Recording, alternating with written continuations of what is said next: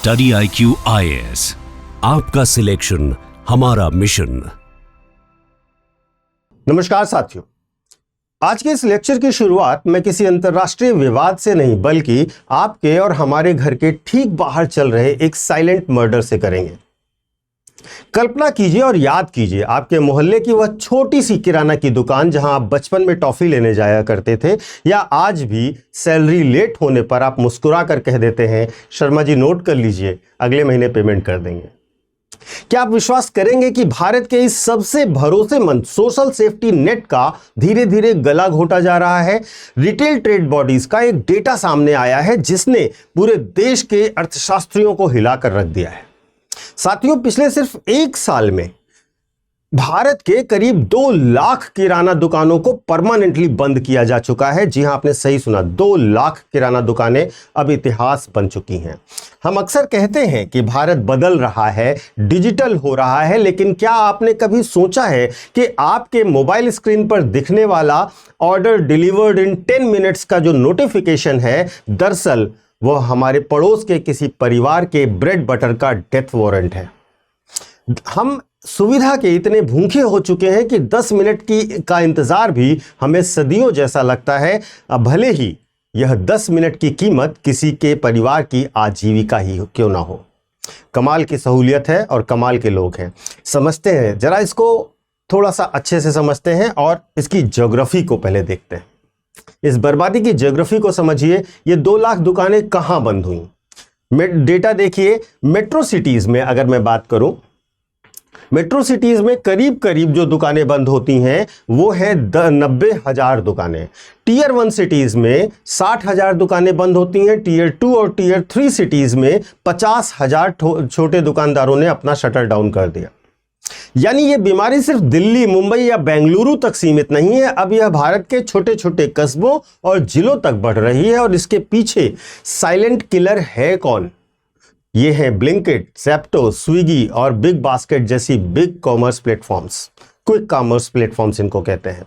लेकिन सिर्फ grocery delivery का तरीका नहीं बदला है साहब, इन्होंने भारत के मिडिल क्लास के सोचने और जीने का तरीका बदल दिया है।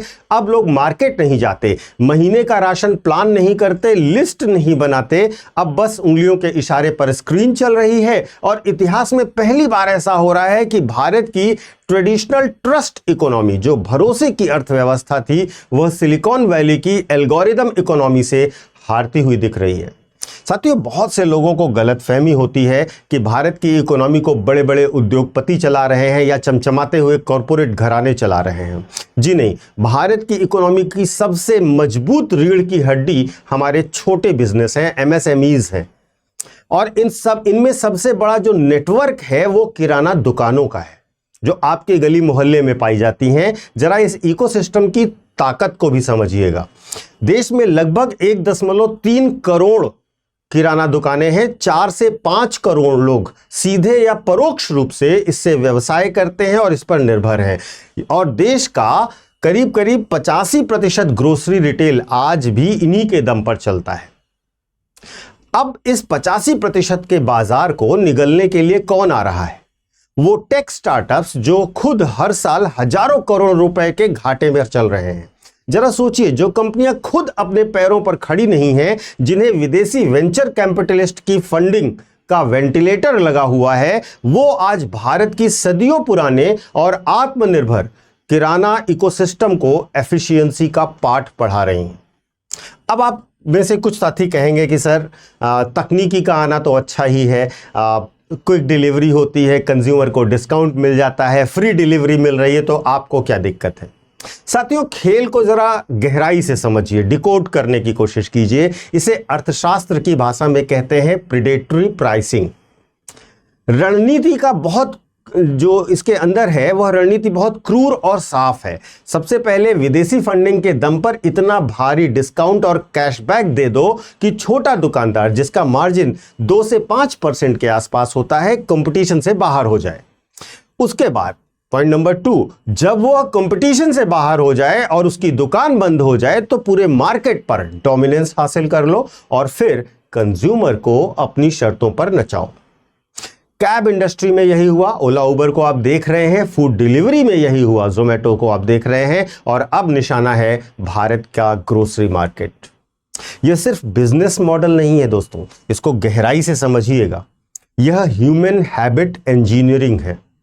आपको इम्पेशेंट बनाया जा रहा है, आपके धैर्य को खत्म किया जा रहा है, आपके दिमाग को इस तरह से ट्रेन किया जा रहा है कि आपको 10 मिनट का इंतजार भी पहाड़ लगने लगे।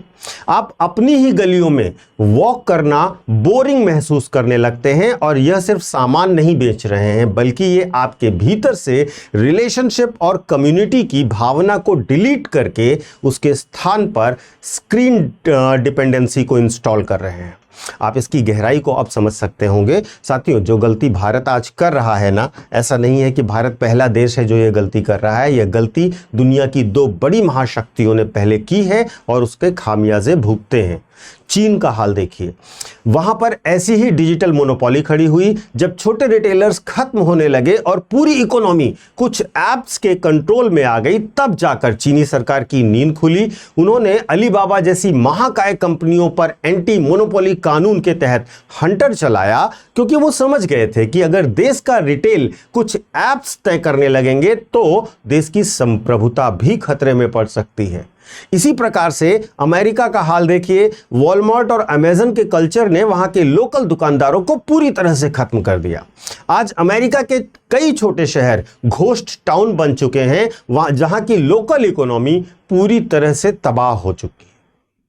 अब दोस्तों, भारत ऑलरेडी, अगर हम भारत की बात करें तो भारत ऑलरेडी रोजगार के मोर्चे पर बहुत प्रेशर झेल रहा है। हम जॉबलेस ग्रोथ की इकोनॉमी की तरह से मार्क किए जाते हैं। अगर ऐसे में यह रिटेल सेक्टर सेंट्रलाइज्ड हो गया तो सिर्फ दुकानदार नहीं डूबेगा, इसके साथ जुड़े हुए हेल्पर, होलसेलर्स, लोकल ट्रांसपोर्टर्स और छोटे एफएमसीजी सप्लायर्स का पूरा चेन ताश के पत्तों की तरह बिखर जाएगा। और याद रखिए, भारत का कॉरपोरेट सेक्टर इन करोड़ों लोगों को कभी भी नौकरी नहीं दे सकता। तो हमें इसके लिए तुरंत कदम उठाने होंगे। केवल समस्या पर बात नहीं करनी चाहिए। इस तकनीकी से, देखिए, तकनीकी से हमें कभी कोई बैर नहीं होना चाहिए। हमें तकनीकी को एक्सेप्ट करना चाहिए, लेकिन हमें फेयर कंपटीशन अवश्य देखना चाहिए। निष्पक्ष प्रतिस्पर्धा होनी चाहिए। घाटा सहकर बाजार को मारने वाली जो एंटी प्रेडेटरी प्राइसिंग है, उसकी नीतियों को सरकार को सख्त करना चाहिए। प्रेडेटरी प्राइसिंग का कॉन्सेप्ट खत्म होना चाहिए। फेयर कंपटीशन मिलना चाहिए। जो open network for digital commerce का बड़े पैमाने पर विस्तार किया जाए, ताकि किराना दुकानदार भी डिजिटल हो सके, वे भी अपना सामान डिजिटल डिलीवर कर सके। रिहायशी इलाकों में बिना नियम के खुल रहे जो डार्क स्टोर्स हैं इन कंपनियों के, ब्लिंकिट के और बाकी सबके, उन सब की जोनिंग पॉलिसी बनाई जानी चाहिए।